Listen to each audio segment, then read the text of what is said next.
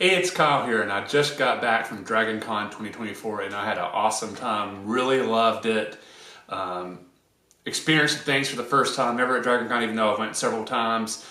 Did some things at the con this year I've never done before. Went to some amazing panels, met some really cool and interesting people. Saw some amazing cosplays as always. Really didn't have any major complaints or anything bad happen while I was at the con, at least from my own personal experiences. I really had an awesome time. So I'd like to kind of give you an overview of my Dragon Con experience. I will be looking down some. I'm a big supporter of using the Dragon Con app, and that's how I kind of build out my schedule during the event. And so basically I saved in here everything I did while I was at Dragon Con. So I'm looking down, just kind of going over the schedule. So I'll give you a review of everything I did, what I enjoyed, if there's anything I would tweak a little bit about what I did. But overall, love Dragon Con, and here's what I did at Dragon Con 2024. So first up on Friday, I should say Thursday, I went down and got my badge early because I was actually on a panel early Friday morning, and I didn't want to risk the badge line being wonky or extra long on Friday and make me late to my panel. So I was like, I'm just going to go down early. Luckily, I was able to leave work a little bit early on Thursday. My employer was nice enough to allow me to do that. Go get my badge, and then get there plenty of time on Friday morning for my panel. So I started off on the panel Star Wars Legends Influence on New Canon. Really enjoyed being part of that panel. This is, I first was on a virtual panel in 2020, but ever since then, I've been on in-person panels every year in the Star Wars track. Really enjoyed it. Got to be on 3 this year. And it was kind of fun to start off my Dragon Con with being on a panel. We basically talked about how the old pre-Disney content, books, video games, comics, stuff like that have influenced some of the new stories that are coming along that Disney is doing with Star Wars. I think we had a really good discussion, a lot of great questions. The other panelists were amazing. Alex from Star Wars Explained was the moderator for that one. It was a great way to start my Dragon Con experience this year.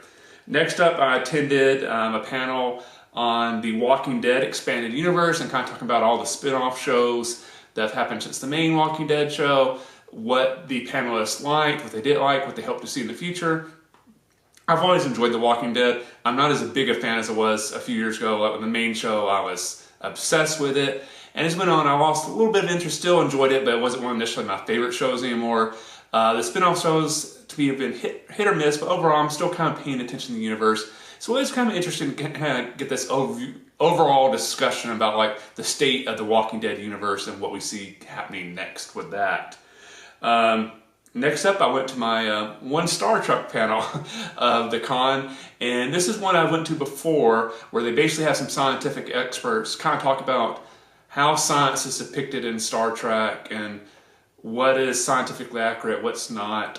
It's the official title of the panel was Nerd Trek Presents the Science of Star Trek. Very entertaining, even though I'm a very, very, very casual Star Trek fan. I've seen mainly the movies and some of the TV shows. I've never watched any of the shows fully. I haven't really watched any of the new Star Trek stuff lately. I'm just a very, very, very casual Star Trek fan.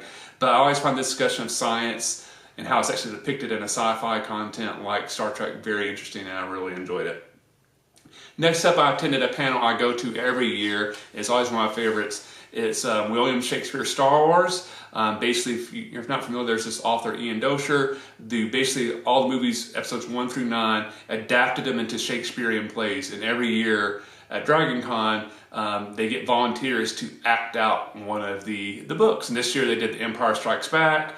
It was a lot of fun to watch. It's always amazing, the kind of creativity they come up with the costumes, because basically nobody knows they're going to be in the play until they show up. So it's like no rehearsal time. It's just kind of like putting on a play just with a script they hand you on the piece of paper and you read it with the costumes they give you. But the performers still do an amazing job. It was a lot of fun. And there's a reason why I go to this panel every year. If you like Star Wars, if you like Shakespeare, if you like live theater, I would definitely recommend going to that panel.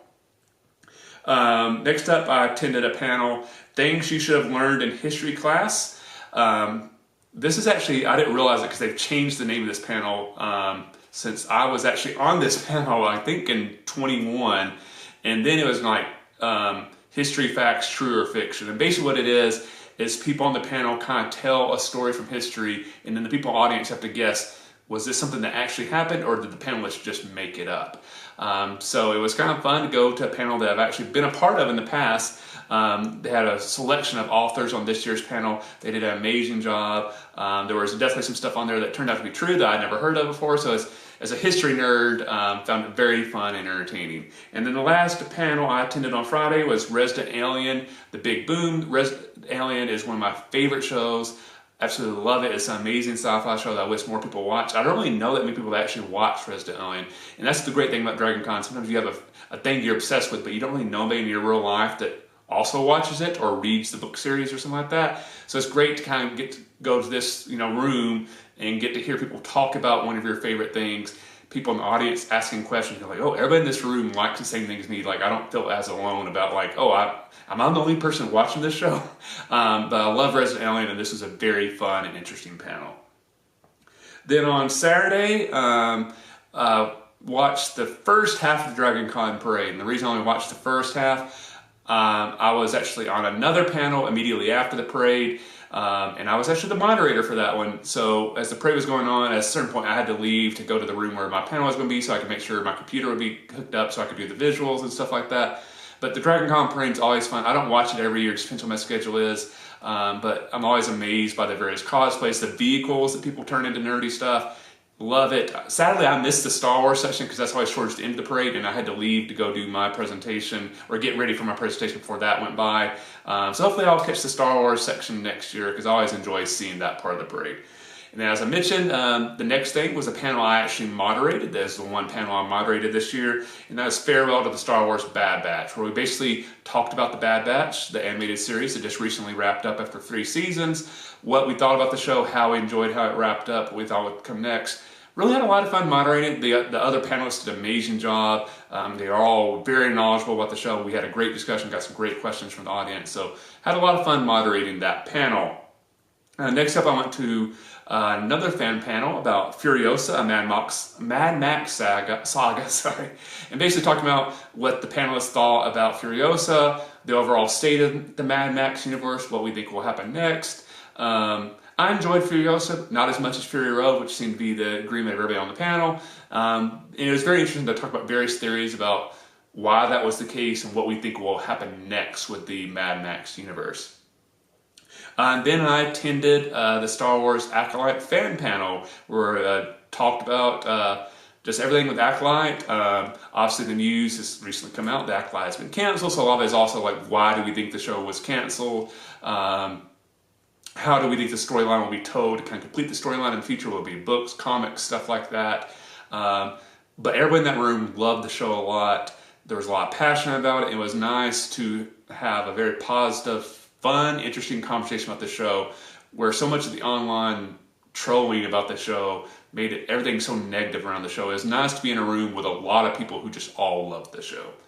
Then I attended a panel for Captain America, the Winter Soldier. Is the 10-year anniversary of that, which I didn't realize. Somehow it seems like it's been longer than that. I would have guessed 15 years maybe. But just talking about that movie, everything we loved about it. And if we think we'll see more movies like that in the future of the MCU, more political thrillers that have a spy element versus some of the other genres that are more commonly reflected in the MCU. Then I attended my first science or space panel of the year. I always love going to the science or the space tracks where they have some really amazing experts come in. So they were talking about the NASA Innovative Advanced Concepts Program, which is basically a program that NASA operates where it basically gives out kind of like grants to people that have a very interesting concept about something that maybe NASA can do that doesn't relate to a current mission, but more of like a long-term future thing. Like, here's a tech we don't have yet. Maybe we should explore this. An example of a successful grant they mentioned was the helicopter that's been operating on Mars in regard to one of the recent rovers. That was actually a past grant winner. That helicopter was kind of born out of that. So it's very interesting to hear like what these smart people at NASA are up to. And then for the first time ever, I took the Star Wars trivia qualifying test actually at the con. They always post this test afterwards on the Dragon Con Star Wars Facebook page. I take it every year on there. I never score high enough that like if I'd actually took it in person, I would actually make the finals, which is one reason why I never really felt like, oh, I need to do it because maybe I have a chance. But this year, schedule-wise, I was there late enough. I was like, oh, let me just take it in person.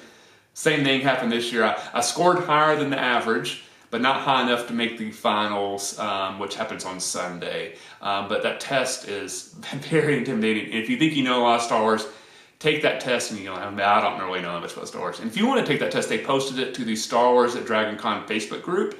You can actually take it on there, see what the test is like, and see how you fare. I think the average score on this year's test was 20, if I remember correctly, and that's out of 50 questions. The people that made the finals scored somewhere between like 34 to 44, and that range was the top 8 or 10, if I remember correctly. And that was my Saturday. Sunday, I attended, first off, a panel called Classic Sci-Fi Movie Court, and there the panelists each picked a sci-fi movie they're passionate about, but maybe has a mixed reputation, and they defended it to the audience and a judge in attendance. And then the judge ruled, like, is the movie good or is it bad? Or we were swayed by your argument. It was a very fun discussion about some movies that are not the best in the world, but definitely have their fans. Next up, I attended another classic sci-fi panel. This was a classic sci-fi roll-up panel, movies from 1999 through 2004. Very cool concept. They had a 20-side die on each side, and it was a large die, so you can see this. They had 20 different movies that came out between 1999 and 2004. They would roll the die, and whatever movie came up, they would have a very quick discussion about it, and then they would roll the die again. So basically, over the course of the panel, they had like 3 to 5 minute discussions about 20 different movies, and it was a lot of fun. The next up, this is another thing I've never done. Every year they have at Dragon Con a huge Star Wars costume contest. I've never went to the finals where you get to see the contestants kind of stroll across the stage and do their poses and stuff like that. And this year, like, I think I really want to go to that. So I finally attended that. The costumes were amazing. This was probably the only minor hiccup I had in my Dragon Con experience this year, and it wasn't really the fault of people running it. It just happened sometimes. They had a tech issue with the stuff with all the contestants' names and the script, so they had to delay the start of the thing for about 20-30 minutes, and so when they were able to start, they had to speed run it because they only have the room for an hour. So that took away from it a little bit, but still really enjoyed it. The cosplay in this is actually amazing. I think this is something I'll probably definitely want to attend again in the future. After that, I attended kind of wanted something to kind of relax and chill out, that would be funny. And so the classic sci-fi track did something called Classic TV Table Read Theater. Three's Company, where actually the panelists actually read a script from Three's Company, very funny, and then they read a script from a sci-fi TV sitcom that I can't remember the name from the early 1980s. Let me see if it's on the thing. Out of This World. Which was an 80s sitcom about a girl whose father was an alien. I never heard of that show, but they did a table read for that as well, and they were both very funny, and it was definitely kind of a little entertaining, relaxing way to spend an hour at Dragon Con. And then I attended the Star Wars Trivia Panel. That's probably my favorite thing to go to every year at Dragon Con. The questions are amazing, they're entertaining, they're fun. Started out with 8 panelists. Over the course of the hour, they whittle them down until they get a winner. Congrats to Logan, one of the people I know at Dragon Con. He won his first trivia contest this year, so congrats to Logan on doing that.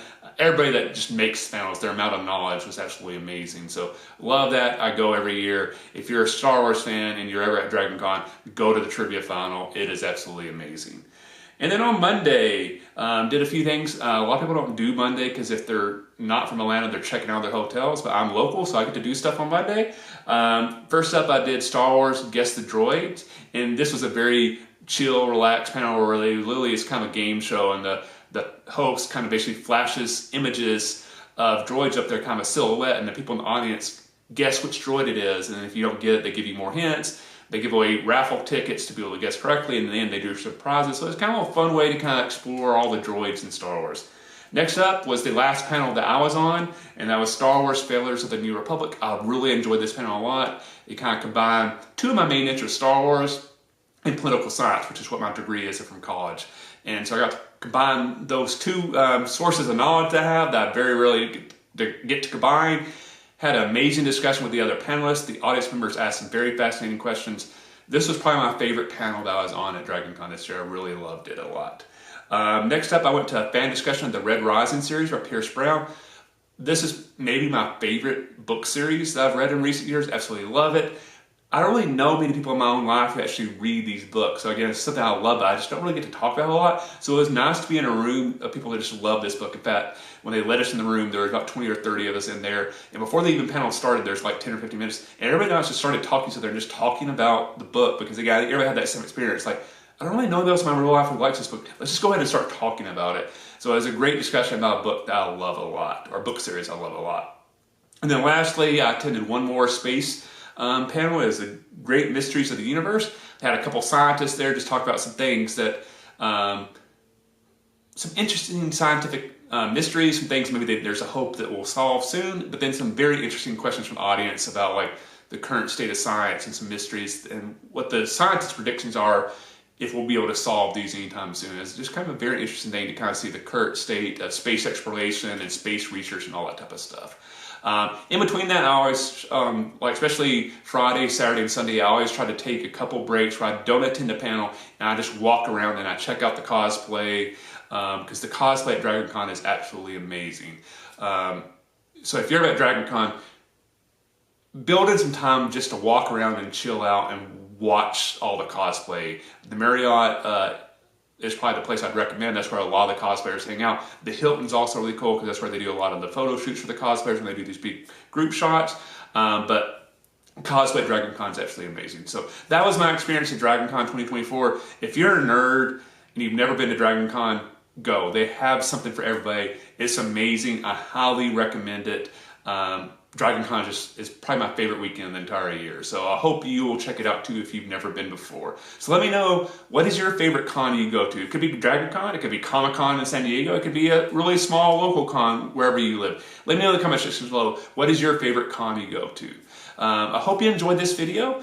Up here somewhere in the corner, I'll post a link to a video I've done in the past with Nick, another DragonCon attendee, where we basically gave tips for people attending DragonCon for the first time. So if you've never been to DragonCon, check that video and it'll give you some tips on how to attend it successfully and get the most out of it. But anyway, I hope you enjoyed this video. Thanks for watching. I'll see you the next time, and hopefully I will see you at a future DragonCon.